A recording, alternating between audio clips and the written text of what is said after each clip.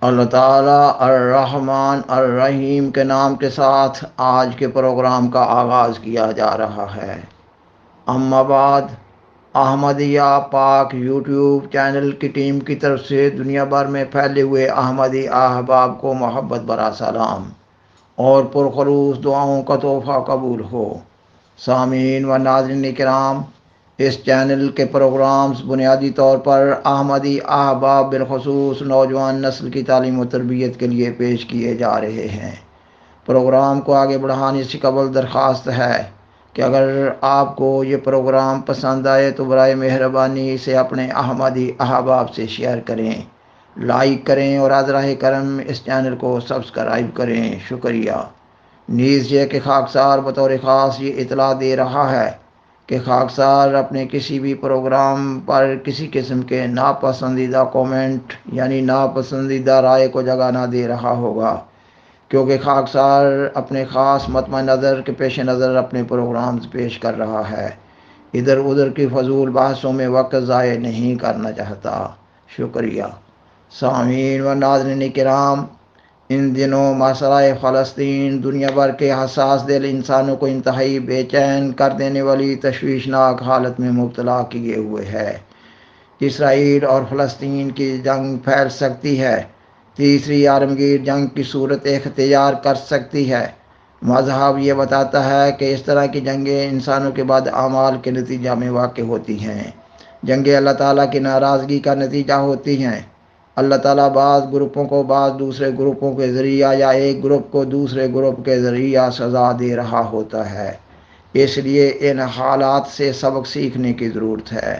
اللہ تعالیٰ کے حضور توبہ و استغفار کرنے کی ضرورت ہے۔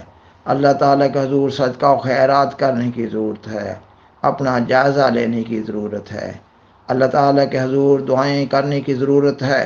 شاید کسی ایک انسان کی دعا اس جنگ کی آگ کو بجھانے کے لیے اللہ تعالیٰ کے حضور قبول ہو جائے۔ نیز اس بات کی ضرورت ہے کہ اللہ تعالیٰ کے حضور دعا کی جائے کہ اللہ تعالیٰ اس جنگ سے متاثرہ لوگوں کے دکھوں کا ازالہ فرمائے۔ ان حالات میں بہتری کے لیے غور و فکر کیا جائے، ایک دوسرے سے تبادلہ خیالات کیا جائے اور معاشرہ میں ایسی جنگوں کی وجوہات پر بات کی جائے۔ الیکٹرانک اور پرنٹ میڈیا کو بروئے کار لایا جائے۔ فلسطین کے متاثرہ افراد کے لیے ہر ممکن امداد مہیا کی جائے۔ خاکسار بیان کرتا ہے کہ غزہ، فلسطین اور اسرائیل کی ہولناک جنگ کے واقعات حساس دل لوگوں کے دل و جان پر کب کبھی طاری کیے ہوئے ہیں۔ مثلا یہ کہ متاثرہ لوگ اپنے زخمی بچوں، حیات و موت کی کشمکش میں مبتلا بچوں یا اپنے وفات یافتہ بچوں کو اپنے ہاتھوں پر اٹھائے ہوئے چیخو پکار کرتے ہوئے دیوانہ وار کسی پناہ گاہ کی طرف بھاگ رہے ہوتے ہیں۔ سامعین و ناظرین کرام، ہسپتالوں کے ننگے فرشوں پر پڑے ہوئے زخمی، حیات و موت کی کشمکش میں مبتلا، دم توڑتے ہوئے بچے، نوجوان، جوان، بوڑھے، مرد اور خواتین بے یار و مددگار پڑے ہوئے نظر آ رہے ہوتے ہیں۔ یہ دکھ انتہائی گہرا ہوتا نظر آتا ہے جب ایسے بے بس متاثرہ لوگوں کے سامنے ان کے بعد لوگ اس دار فانی سے رخصت ہو رہے ہوتے ہیں۔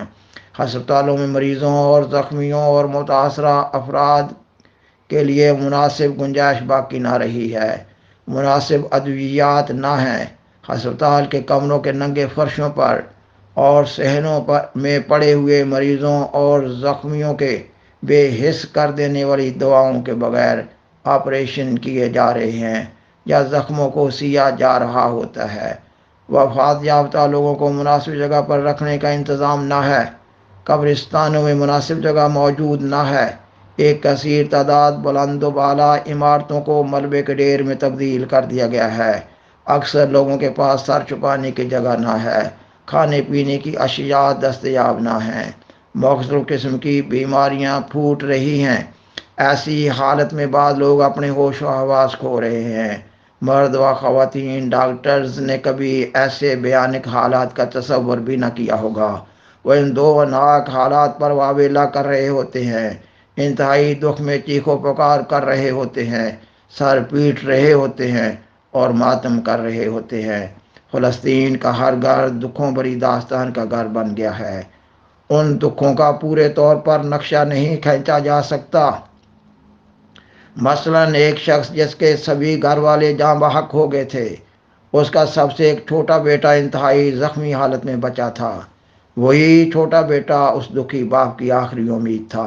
وہ باپ اپنے اس بیٹے کو اپنے بازوؤں پر اٹھائے ہوئے دیوانہ وار دوڑتے ہوئے اسپتال پہنچا تو اس نے دیکھا کہ اسپتال کے تمام کمروں کے ننگے فرشوں پر زخمی لوگ بے بسی کی حالت میں تڑپ رہے ہیں۔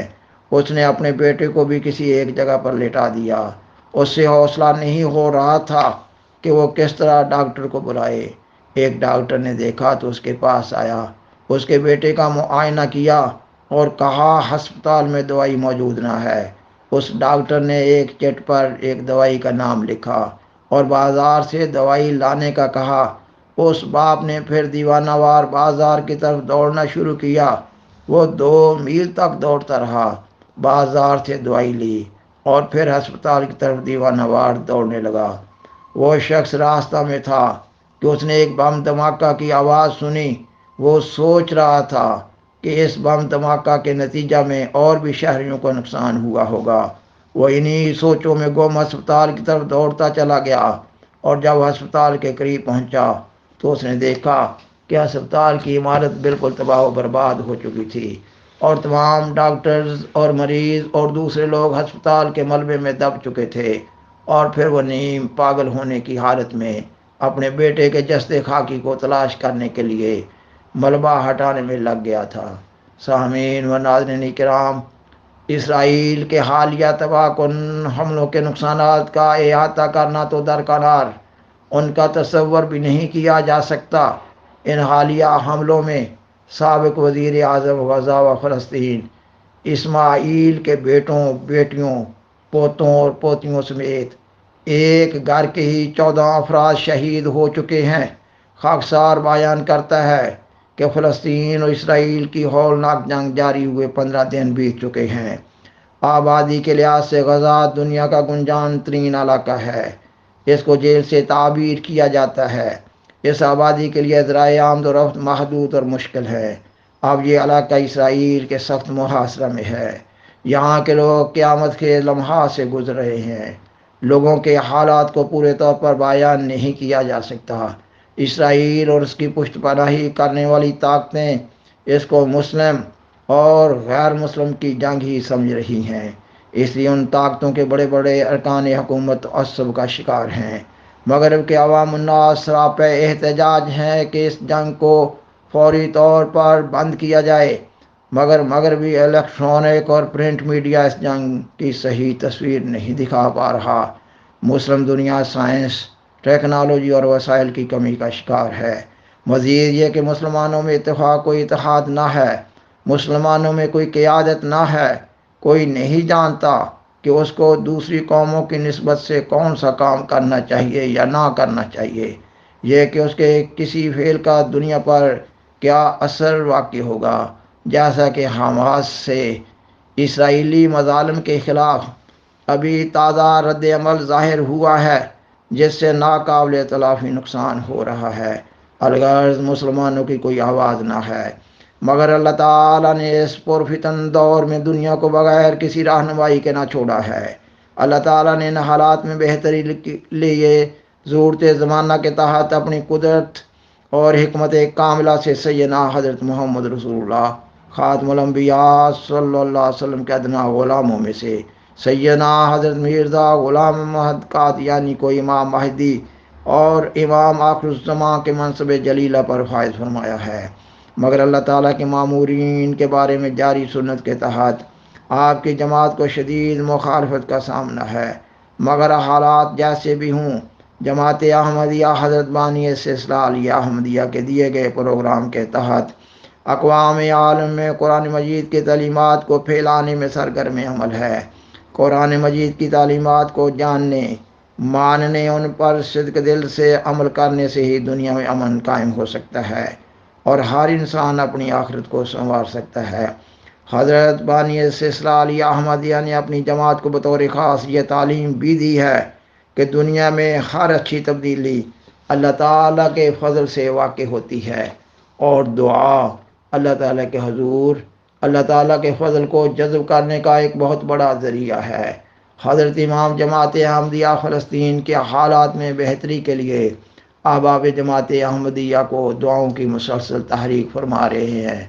اس لیے ان دنوں ہر احمدی کو اپنے اوپر لازم قرار دے لینا چاہیے کہ وہ اپنی پنجگانہ نمازوں میں فلسطین کے حالات میں بہتری کے لیے اللہ تعالیٰ کے حضور دعائیں کر رہا ہو۔ حضرت بانی سلسلہ عالیہ احمدیہ دعاؤں کی اہمیت کے بارے میں بیان فرماتے ہیں، ساری عقدہ کشائیاں دعا سے ہو جاتی ہیں، اور آپ مزید فرماتے ہیں دعا ایسی چیز ہے کہ خشک لکڑی کو بھی سرسبز کر سکتی ہے اور مردہ کو زندہ کر سکتی ہے، اس میں بڑی تاثیریں ہیں۔ شکریہ۔